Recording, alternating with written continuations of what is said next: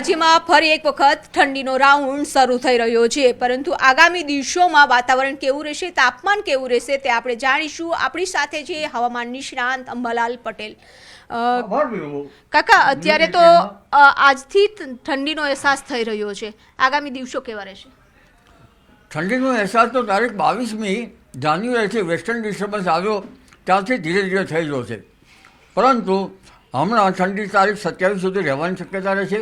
જેમાં ઉત્તર ગુજરાતના ભાગોમાં લઘુત્તમ તાપમાન લગભગ 12 ડિગ્રી સેલ્સિયસની આસપાસ રહેવાની શક્યતા રહે છે. પંચમહાલમાં પણ એટલું અને સાબરકાંઠાના ભાગોમાં પણ લગભગ એટલું રહેવાની શક્યતા રહે છે. કચ્છના ભાગમાં 10 ડિગ્રી સેલ્સિયસ જેવું લઘુત્તમ ઉષ્ણતામાન રહેવાની શક્યતા રહે છે. જ્યારે મધ્ય ગુજરાતમાં લઘુત્તમ ઉષ્ણતામાન 14થી 15 ડિગ્રી સેલ્સિયસ જેવું રહેવાની શક્યતા રહે છે. જૂનાગઢમાં 12થી 13 ડિગ્રી સેલ્સિયસ જેવું, રાજકોટમાં 12થી 13 ડિગ્રી સેલ્સિયસ જેવું, જામનગરમાં લગભગ 16થી 18 ડિગ્રી સેલ્સિયસ જેવું, અને પશ્ચિમ સૌરાષ્ટ્રમાં લગભગ 18થી 20 સેલ્સિયસ જેવું. આમ છતાં જામનગરમાં થોડું ઠંડી રહે છે અને વલસાડમાં 18-19 સેલ્સિયસ જેવું લઘુત્તમ ઉષ્ણતામાન રહેવાની શક્યતા રહે છે. અને આ લઘુત્તમ ઉષ્ણતામાનમાં આ ઠંડી સવારના ભાગમાં બરફીલી હશે, એટલે વૃદ્ધો અને બાળકોએ આ ઠંડીમાંથી જરા સાચવવું રહ્યું. અને જેમ જેમ સૂર્યની ક્રાંતિ વધતી જશે, એટલે તડકો વધતો જશે, તેમ તેમ લગભગ ઠંડી ઘટી જશે. પણ વિભુ, આ ઠંડીની સાથે સાથે 26મી જાન્યુઆરીએ પણ કેવું હવામાન રહેશે તે અંગે જોઈશું. 26મી જાન્યુઆરીએ ગણતંત્ર દિવસ પ્રજાસત્તાક દિનના દિવસે લગભગ વેધર સારું રહેવાની શક્યતા છે. સવારના ભાગમાં ઠંડી રહેવાની શક્યતા છે. જેમાં ઉત્તર ગુજરાતના ભાગમાં સવારના ભાગમાં 12-13 ડિગ્રી સેલ્સિયસ જેવું લઘુત્તમ ઉષ્ણતામાન રહી શકે. પંચમહાલમાં અને રાજકોટમાં પણ લગભગ એટલું જ રહી શકે. રાજકોટમાં ક્યારેક 15 ડિગ્રી સેલ્સિયસ જેવું રહી શકે. કચ્છમાં 10 ડિગ્રી આસપાસ રહી શકે. અને મધ્ય ગુજરાતમાં 15 ડિગ્રી 16 ડિગ્રી સેલ્સિયસ જેવું રહી શકે. દક્ષિણ ગુજરાતમાં વધુ રહી શકે. પશ્ચિમ સૌરાષ્ટ્રમાં થોડુંક વધુ રહી શકે. પણ ઉલ્લેખનીય છે કે જે 11 કે 12 વાગે જેમ જેમ દિવસ ચડતો જશે તેમ તેમ મહત્તમ ઉષ્ણતામાન વધશે અને મહત્તમ ઉષ્ણતામાન 22-24થી 26 ડિગ્રી સેલ્સિયસ જેવું રહેવાની શક્યતા રહેશે. એટલે આ વખતમાં પ્રજાસત્તાક દિન સારી રીતે માણી શકાશે લગભગ ગુજરાતના મહદ ભાગોમાં, ઘણા ભાગોમાં અને દિલ્હીમાં પણ. જી કાકા, અત્યારે જે રીતે ઠંડીનો રાઉન્ડ આવ્યો છે, ઠંડીના રાઉન્ડ પછી ફરી એક વેસ્ટર્ન ડિસ્ટર્બન્સ આવશે અને તેના કારણે વાતાવરણમાં પલટો આવશે? વેસ્ટર્ન ડિસ્ટર્બન્સ લગભગ હજુ એક પછી ફેબ્રુઆરીમાં આવ્યા જ કરશે. હવામાનમાં પલટો આવશે.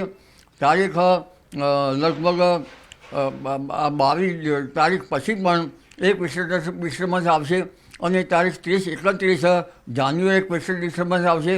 અને આ વેસ્ટર્ન ડિસ્ટર્બન્સના કારણે ફેબ્રુઆરી તારીખ 4-5 સુધીમાં ગુજરાતમાં માવઠું થવાની શક્યતા રહેશે. ત્યારબાદ લગભગ આ અરસામાં ઠંડા પવનો પણ ફૂંકાશે અને 15મી ફેબ્રુઆરી સુધીમાં હવામાનમાં વારંવાર પલટો આવશે. કારણ કે એક લા નીરોની અસર થોડા સમય માટે બની છે. જો કે તેમાં હવામાન નિષ્ણાતોમાં કેટલાક મતે અવઢવ છે, જેના કારણે લા નીરોના કારણે બંગાળનો ઉપસાગર સક્રિય રહેશે, અરબ સાગર પણ સક્રિય રહેશે. અને અરબ સાગરના ભેજ અને બંગાળ સાગરના ભેજના કારણે 15મી લગભગ ફેબ્રુઆરી તારીખ સુધીમાં હવામાનમાં વારંવાર પલટો આવશે. અને આ વખતે માર્ચ એપ્રિલમાં પણ માવઠા થવાની શક્યતા રહેશે. એટલે આ વખતનું જે હવામાન છે એ માર્ચની પાછલી તારીખોથી ફેબ્રુઆરીની શરૂઆત સુધીમાં અને ત્યારબાદ ફેબ્રુઆરીની મધ્ય પછી પણ હવામાનમાં પલટો આવી શકે છે.